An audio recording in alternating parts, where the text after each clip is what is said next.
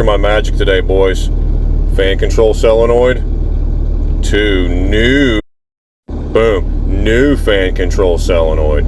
Big fucking jobs. 345B. Had an issue where it was registering as a short. Updated new one. No longer a fault. Check the override.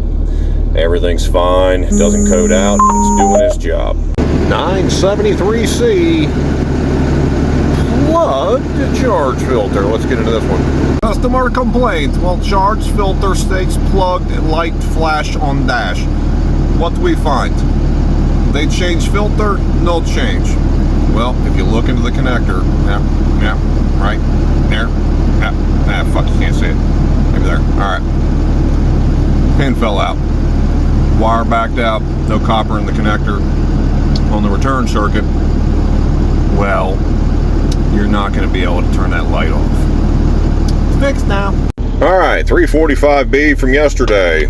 After doing the fan control solenoid, well, she obviously wasn't happy and started to overheat. Let's get into this fucking turd. All right, let me go ahead and just say, whoever created these fucking dashes on B models, they're either the smartest people on the fucking planet or still love to play Tetris or something. I don't know, because these fucking things, to do a calibration on this fucking thing, a fucking fan calibration, it is like origami or some shit. I'm just not that guy, okay? I use ET, that's my thing.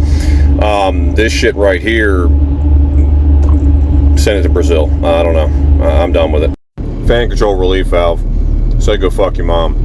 It didn't want to work. Fan speed wouldn't maintain, wouldn't hold, blocked it off, and of course, fan speed's good. Yay. I love heavy equipment. God, I love every goddamn aspect of this ship. Alright, morning, we got a box full of injectors and shit. There you go, new lines.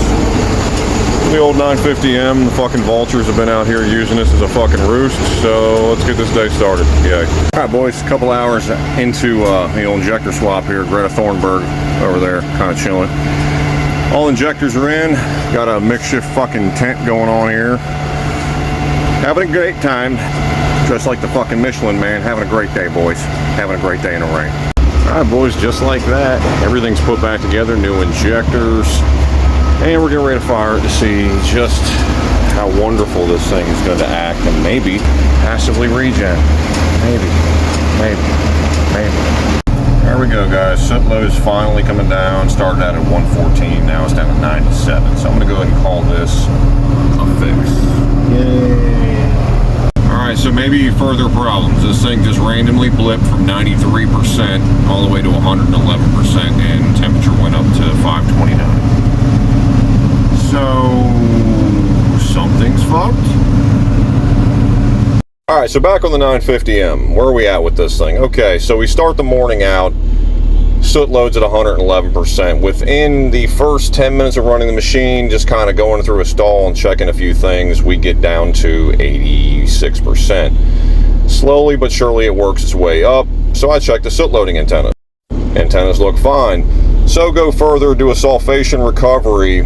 Just to get this thing up, it'll reach 800 degrees, no problem. Does not burn a bit of soot though.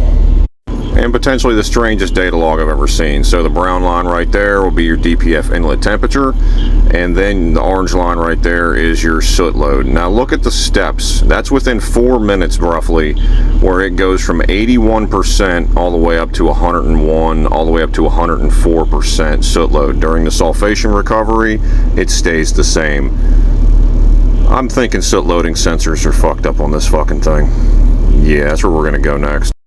Alright, so right behind me is the walls of the DPF on the 950. Well, like I said earlier, we were gonna go ahead and replace these soot loading sensors. And what'd we find? We found once this thing actually started to realize itself and all the sensors were actually reading correctly, soot load dropped, maintained, slightly increased and slightly dropped, no dramatic jumps.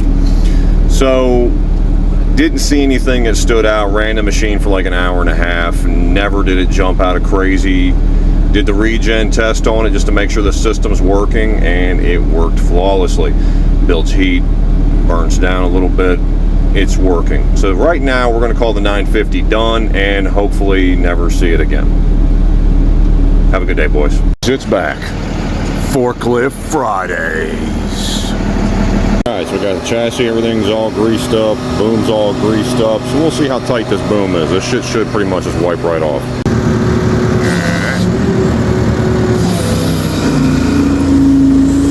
Give her a little bit of throttle here. There you go.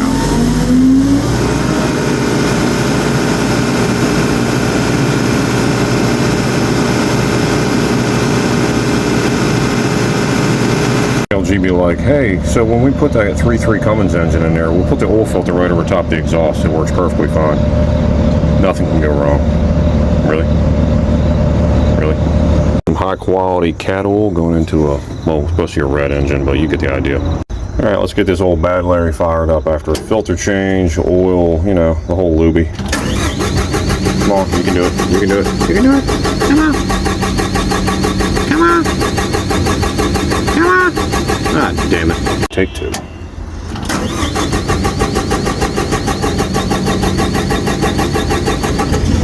Yay. Thank God. Well, Lift Friday continues. So, by the way, I do not work for H&E, so nobody asked that question. Whatever works, boys. Whatever works. A pin was not going in to hold this fucking engine back. So we can do these little baby filters back here. Boys, nothing runs like a Deutsch. Boy, I tell you, just here it just sounds amazing. Oh man, there's individual injection pumps. Ooh.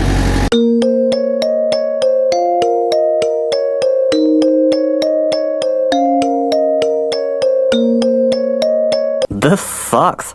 Yeah, it really sucks.